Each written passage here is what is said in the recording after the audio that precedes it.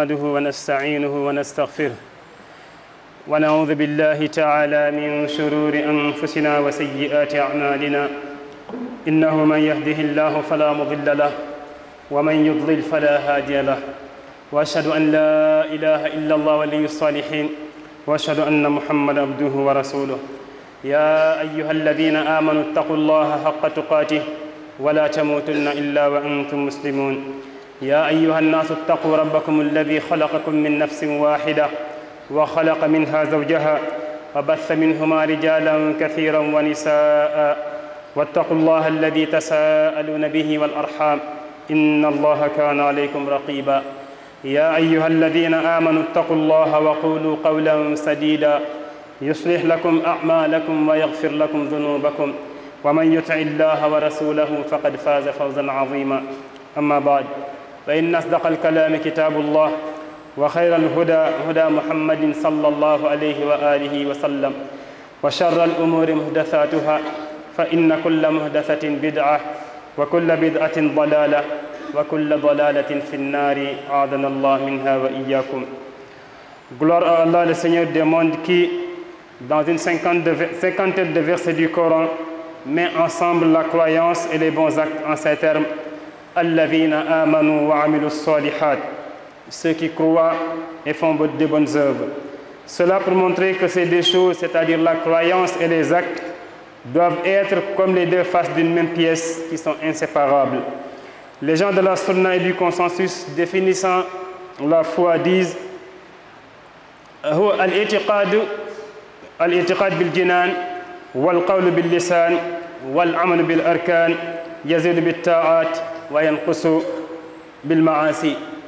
Ils disent que la foi est une croyance dans le cœur, mais aussi des paroles proférées par la langue et des actes posés par les membres. La foi est quelque chose qui augmente avec les bonnes œuvres et diminue par les péchés. C'est dans ce sens que Al-Hafiz ibn al-Hakami disait dans son livre intitulé Sullam al-Wusul, i'lam bi anna ad-din qawlun wa amal fahfadhu wafham ma alayhi dhashtamal. Sache que la religion est parole et acte. Mémorise cela et comprends donc ce qu'elle englobe. Et dans d'autres versets, montrant le caractère instable de la foi et son degré différent d'un être à un autre, il déclare Imanuna yazidu bit-ta'ati wa naqsuhu yakunu biz-zallati wa ahluhu fihi ala tafaduli hal anta kal amlaki aw kar rusul. Il dit notre foi augmente par les bonnes actions et sa diminution est causée par les péchés. Certains ont une croyance plus forte que les autres. Ou es-tu comme les anges ou comme les prophètes en matière de croyance? Mais c'est déplorable aujourd'hui de voir des gens se réclamant de l'islam qui pensent que les actes ne font pas partie de la foi, se disant que ce qui compte, c'est tout simplement ce que renferme le cœur. Certains d'entre eux se réfèrent à un hadith qu'ils ne citent pas complètement. C'est le hadith du prophète Muhammad sallallahu alayhi wa sallam, rapporté par Abi Hurairah radiyallahu anhu, qui dit قال رسول الله صلى الله عليه وسلم إن الله لا ينظر إلى أجسامكم ولا إلى صوركم ولكن ينظر إلى قلوبكم وأعمالكم رواه مسلم. Abu Hurairah dit, le prophète sallallahu alayhi wa sallam a dit, certes Allah ne regarde ni vos corps ni vos visages, mais il regarde vos cœurs et vos œuvres, rapporté par Muslim. La majeure partie des gens se limite tout simplement au cœur, ne citant pas ainsi le reste du hadith qui parle des œuvres. Ce hadith met en relation les deux, c'est-à-dire le cœur, la foi, et les membres, c'est-à-dire les actes. De ce hadith et versets et paroles des pieux ancêtres, nous voyons que donc il n'existe pas en islam le concept de musulman non pratiquant. D'autres acceptent même que les actes font partie de la croyance. Malheureusement, ils ont une position aussi qui est différente de celle d'Ahl Sunnah wal Jama'a. Et ces positions, c'est une des deux. Certains, ils extrapolent en disant donc que tout acte imaginé ou inventé par une personne tierce peut faire partir de la religion, même si cela n'est pas connu du temps du prophète Muhammad sallallahu alayhi wa sallam. Alors qu'après la révélation du verset qui stipule Al-yawma akmaltu lakum dinakum wa atmamtu alaykum ni'mati wa raditu lakum al-islam dina, Allah disant aujourd'hui j'ai parachevé pour vous votre religion je vous ai agréé l'islam comme religion et que tous mes bienfaits aussi sont descendus sur vous. L'imam Malik ibn Anas, dont l'école est très répandue en Afrique de l'Ouest, disait ce qui ne faisait pas partie de la religion au moment où ce verset est révélé ne peut point être considéré comme acte d'adoration aujourd'hui. C'est ce qui est communément appelé bid'a ou innovation religieuse, à propos duquel le prophète Muhammad sallallahu alayhi wa sallam disait Man amila amalan laysa alayhi amruna fahuwa rad. Quiconque fait un acte dont il n'a pas notre recommandation, cela rend lui vain. Mais il faut savoir que le prophète sallallahu alayhi wa sallam,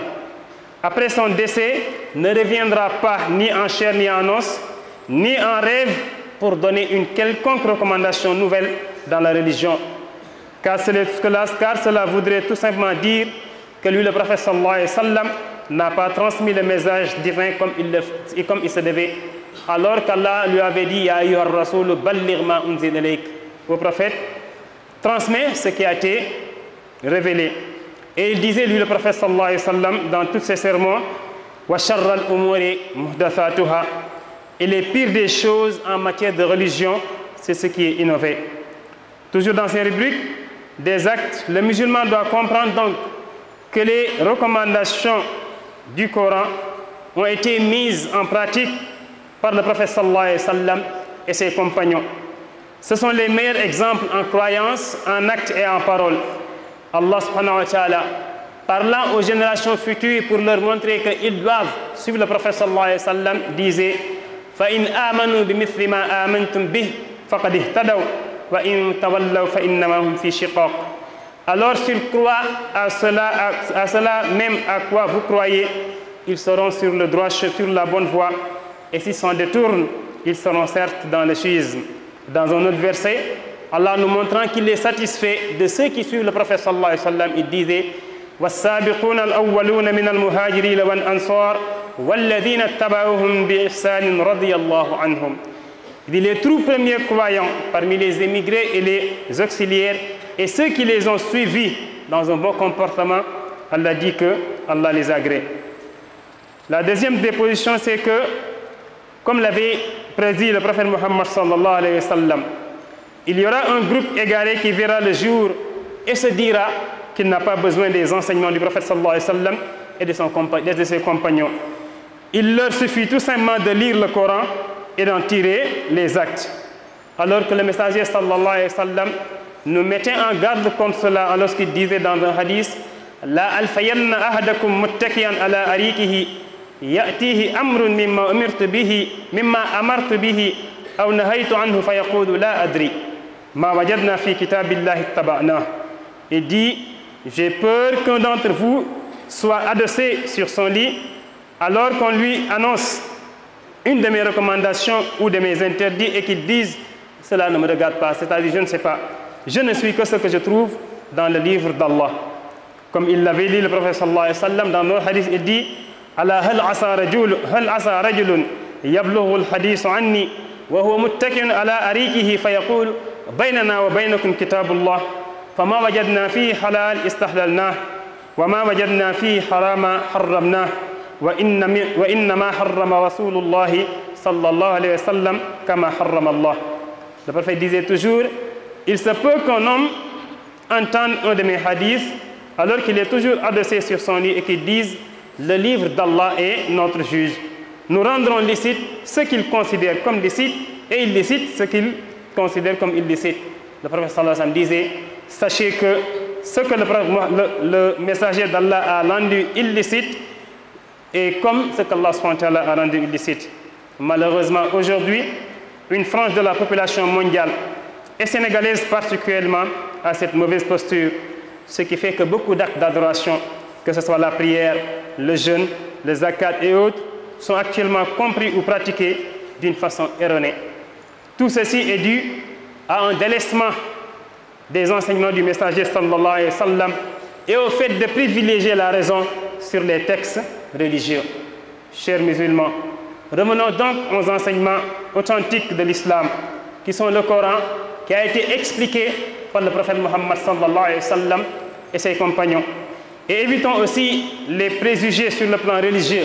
basés sur la race ou bien sur les appels extrémistes à un panafricanisme religieux qui nous ramèneront tout simplement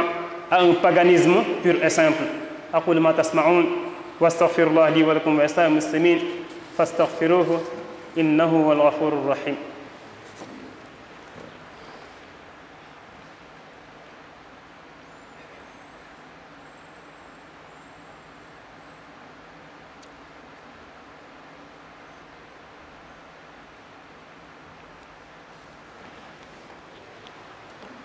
الحمد لله رب العالمين والصلاة والسلام على من أرسل رحمة للعالمين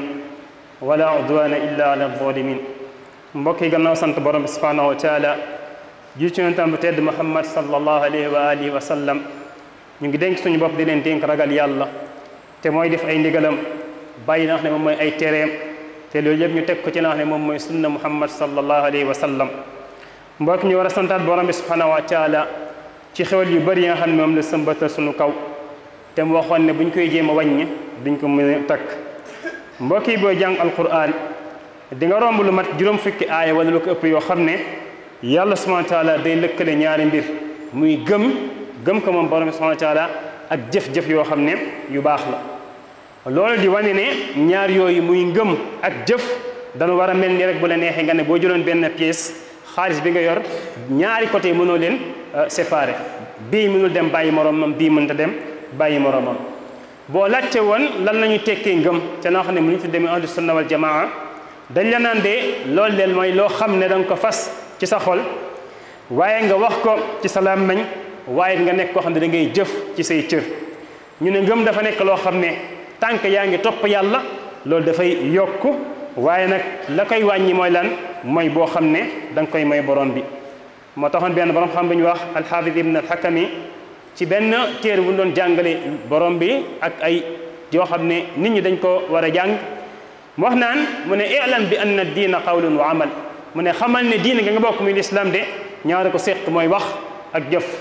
wax boo xam ne waxu xol la mooy gëm bi ak wax làmmiñ ak jëf boo xam ne jëfu xol la ak nga xam ne moom mooy jëfu cër yi. mu ne loolu mokkal ko baax nga tag ko te nga jéem a xamit sa diine googu lan la làmboo. bi muy wane ne di ngëm googu ñu doon wax léegi day yéeg di wàcc te it nit ñëpp tolloo ñu ni ñu ngëmee mu ne woon imaanuna yazidu bi taati mu ne xam leen ne suñu ngëm yàlla de la koy dolli mooy ñu gën a dolli ay jaamu yàlla. mu ne wa naqsuhu yakunu bi zallaati la koy wàññi nag mooy ñuy pakkastalu di def ay bakkaar yal nañu ci Yàlla musal. mu ne wa ahluhu fihi ala tafaduli mu ne xam leen kat nit ñi boo leen jëlee ñoom ñëpp seeni ngëm tolloowul am na ñoo xam ne ñoo gën a kawe ngëm ñeneen. mu ne hal anta kal amlaaki aw kar rasul mu ne waaw ndax da nga jàpp ne ci wàllu ngëm yàgg malaayika yi wala yàgg yonent yi yéen a tolloo ngëm tontu bi mooy déedéet. kon waaye li am mooy li xaw a metti xol tuuti mooy nga gis ay nit ñoo xam ne dañuy wax ne ñoom ay jullit lañ ba pare ñoom ñu jàpp ne la nga xam ne mooy jëf bokk ci ndax ne moom mooy jaamu yàlla gi. nga xam ne ñoom dañu jàpp ne ñoom mbir mi mooy lan comme ni wax rek de yàlla moom xool rek lay xool. amaan na ñu bëri si ñoom dañuy sukkandiku ci benn xadis boo xam ne yonent Muhammad sallallahu alayhi wa sallam moo ko wax waaye nag suñuy wax xadis bi xam nga léeg-léeg nit bu bëggee def ab njombe day xool la ko arrangé ci alquran wala ci sunna mooy suñuy wax xadis bi duñ ko wax ba mu jeex.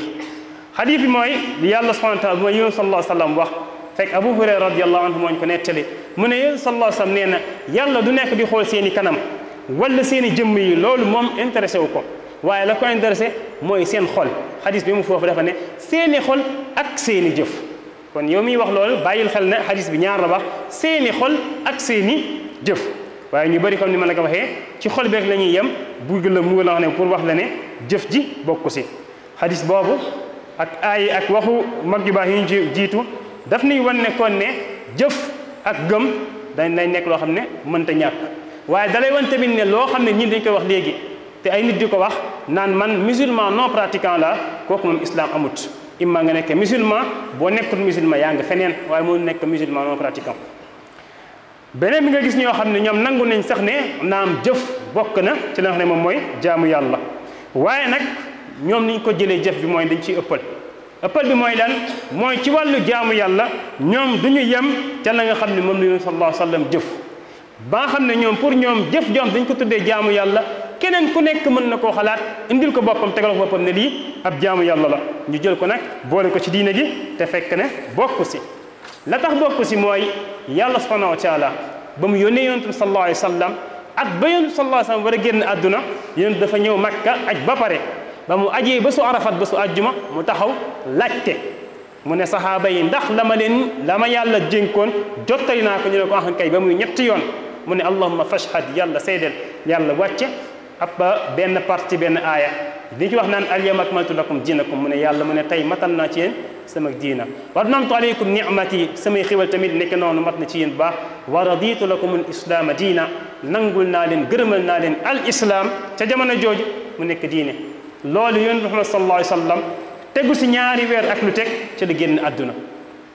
imam Malik rahmatullah alayhi nga xam ne ñun Sénégal dañuy wax ne imam Malik lañuy topp ak lu bëri ci Afrique imam Malik mu ne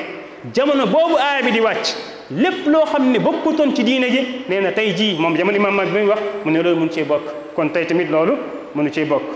loolu ñuy defe ci diine gi def ko ay jëf moom la ñu tuddee bidaa boo ko waxee nag nit ñi bëri di mer wala dee naan bidaa bu rafet déedéet yonent Muhammad sallallahu alayhi wa sallam dafa waxoon mu ne képp koo xam ne yaa ngi jëf joo xam ne amoo ci sunu ndigal nee na kooku moom yemul xiyam bu ñëw dañ la koy delloo waaye nag amaan na kenn ndigalu yonent bi sallallahu alayhi wa sallam la wax waaye jàppal leen yow jullit bi nga xam ne mooy yow sallallahu alayhi wa sallam bi mu génne àdduna ba pare ba ñu jël ko suul ko dootul ñëwaat ci àdduna moo xam ci jëmmam la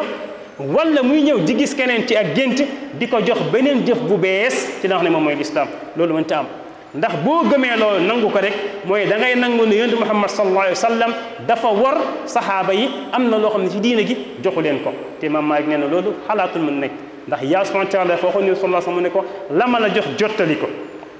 te moom sallallahu alayhi wa sallam dafa yàggoon di wax ci ay xutbaam naan wa charral umuuri muhdathatuha la nga xam ne mooy yées ci mbir yi ñu sos mooy ci wàllu diine nee na mooy li ñu sos te nga xam ne moom mooy ci diine ndax boo sosee ci diine rek daam loo xam ne loo ngi yokk te loolu baaxul ba léegi ci loolu julli bi war a xam ne tamit gëm leen na mooy ne ndigal yi xam ne ñoo ci alquran ak sunna moom yonent Muhammad sallallahu alayhi wa sallam ak ay saxaabaam jëf nañ ko jàngale ko ba nga xam ne kon jarul ngay ñëw ci leneen xamal ne ci wàllu ngëm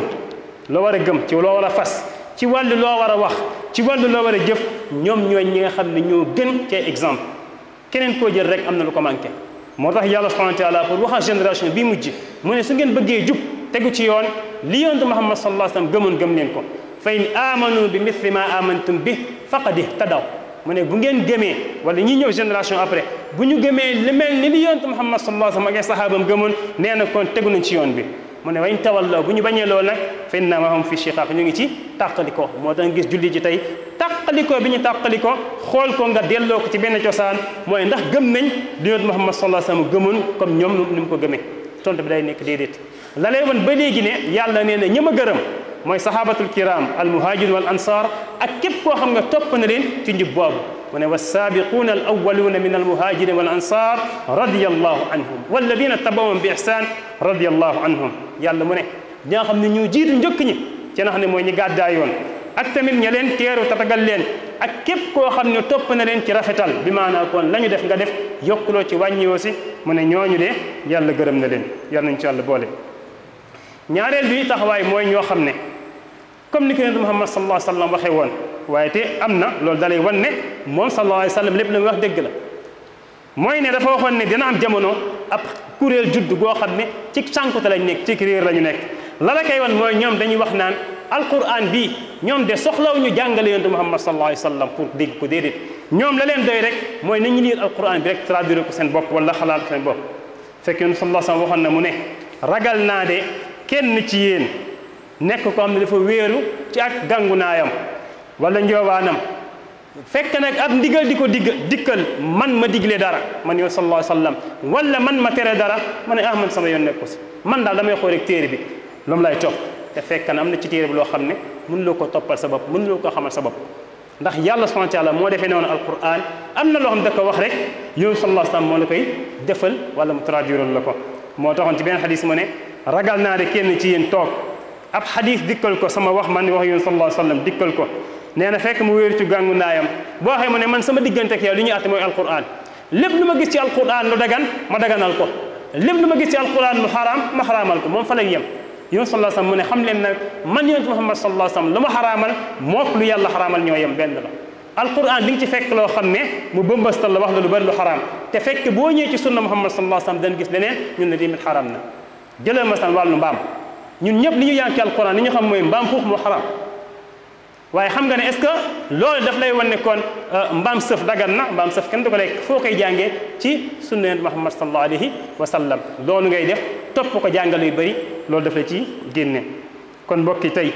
li ci metti mooy ñu bari ci monde bi doo xoolee ci net bi dañ koy xam wala sax benn France ci population sénégalaise nekk na ñoo xam ne dañuy topp boobule taxawaay nga gis ne kon lu bari ci wàllu jaamu yàlla moo xam julli la moo xam koor la moo xam asakal ak yu mel noonu yooyu yëpp dañ koy def ci anam boo xam ne baaxut wala anam boo xam ne ute na lool ak jàngale yonent Muhammad sallallahu alayhi wa sallam loolu lan moo ko waral mooy lan mooy bàyyi boo xam ne bàyyi nañ ko fi jàngale yonent Muhammad sallallahu alayhi wa sallam jiital suñu xel jàpp ne suñu xel moo gën fuuf teg ko ci kaw texte nga xam ne moom mooy alquran ak sunna yonent Muhammad sallallahu alayhi wa sallam kon li war mooy ñun jullit ñi ñu delluwaat bu baax a baax ci jàngale yonent Muhammad sallallahu alayhi wa sallam comme ni ko yàlla waxee woon fa in tanaza'tum fi shay'in farudduhu ila allahi wa rasul yàlla mu ne bu ngeen wutee ci benn mbir rawatina ci wàllu diine delloo leen ko ci yàlla ak ci yonentam yàlla mooy nga delloo ko ci yàlla mooy ci alquran yonentam mooy nga delloo ko moom bu doon dund nga ñëw ci moom mu tekkil la ko dundatul nga delloo xam moom mooy sunna Muhammad sallallahu alayhi wa sallam te mbokk yi ci wàllu diine nañ ci éviter bu baax a baax ay parparloo yoo xam ne ci race lay tegu wala ay parparloo yoo xam ne ci xeet lay tegu rawatina fi ñu toll nii nga xam ne parparloo yoo xam ne dañuy wax sénégalais wala de façon générale africain il faut un panafricanisme naam africain pour war a ànd waaye muy am panafricanisme boo xam ne dañ koy oote ci wàllu diine loolu moom nañ ko moytu ndax loolu fi mu ñuy jëme ñun ñëpp nekkul fen fu dul dellu ci ak ceddo dellu ci ak suufe goo xam ne yàlla subhanahu wa taala daf ñu fi génne woon nañ fàttaliku wax Umar ibn al-Khattab radiyallahu anhu bu mu daan wax mu naan dañu nekkoon ñoo xam ne ñu suufe lañu waaye nag ba lislaam ñëwee yàlla subhanahu wa taala si nañu yëkkate nee na kon saay bu ñu jéemay seet ak tedd nga feneen fu dul ci lislaam rek nee na dañuy nekk ñoo xam ne dañuy suufe yàlla na ci yàlla musal mbokk yi ñu jeexale ñaari fàttali rek muy ne amaat na ñëpp gis nañ ne vacances yi mi ngi nekk loo xam ne luy jot la waaw ñi ngi waajal dem yàlla na yàlla subhanahu wa taala def ñëpp ñi dem yàlla subhanahu wa taala yeggal leen fii jëm waaye ñu fàttali ko benn wax yonent sallallahu alayhi wa sallam igtanim xamsan qabla xamsin dafa waxoon mu ne profitul ci juróomi mbir balaa juróom yi di seen contraire di dikk bokk ne ci bi mu tuddoon faraagaka qabla shughlik profitoo ci sa temps bi nga am balaa yàlla subhanahu wa taala di la nattu nga nekk koo xam ne nga ñàkk jot ndax liggéey am na ko mel noonu kon boo nekkee vacances yi ngay war a dem préparer ko bu baax mu nekk vacances yoo xam ne da lay jëriñ vacances yi dañ ciy profité delluwaat jàngat sa diine xamaat ko bu baax wala dëkk ba nga nekk fa nga jëm village ba nga nekk nga delluwaat jàppal leen ci liggéey boo xam ne daf leen di gënal waaye bu nekk vacances yoo xam ne comme ni ñu ko gisee ci Sénégal wala ci télé yi vacances yoo xam ne foo la way la fecc la tëgg la loolu moom war nekk loo xam ne moom la jullit bi di mujjee ci ay mbiram waaye tamit ñu fàttali ko bu baax sunu mbokk yi nga xam ne ñoom ñoo nekk Palestine ak Gaza ñu leen di fàttali bu baax si ñaan mbokk bi moo nekkee fii nekk ci jàmm santal yàlla subhanahu wa taala waaye nag bul fàtte ne am na say mbokk yoo xam ne fi mu nekk nii bés bu nekk si ñoom ñu ngi ciy rey ñoo xam ne ñu bëri lañ te daa mel ni monde bi ci boppam ñoo noppi rawatina monde nga xam ne moom mooy monde islamique bi kon yàlla subhanahu wa taala yàlla na leen dëgëral yàlla na leen sàmm yàlla na leen delloo xam ne mooy seen kattan allahumma habbib lana al iman wa zayyinhu fi qulubina wa karrihna al kufra fusuq واجعلنا من الراشدين اللهم انصر اخواننا المجاهدين في فلسطين اللهم ثبتهم على الصراط المستقيم قم الى صلاتكم يرحمكم الله